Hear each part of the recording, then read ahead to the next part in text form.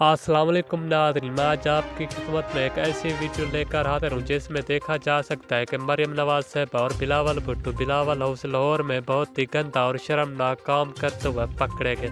ناظرین، یہ ویڈیو کب اور کیسے ریکارڈ کی گئی ہے تو ناظرین میں آپ کو یہ ویڈیو اس چھوٹی سی ویڈیو میں مکمل دکھاؤں گا، لیکن ویڈیو میں جانے سے پہلے ہماری آپ سے گزارش ہے اگر آپ ہمارے چینل پر نہیں ہو تو ہمارے چینل کو سبسکرائب کر دیں اور ناظرین ساتھ میں دیے گئے گھنٹی کے نشان کو بھی آل پر ضرور انیبل کر دیں تاکہ اس طرح ویڈیو کا نوٹیفیکیشن آپ کو سب سے پہلے مل سکے۔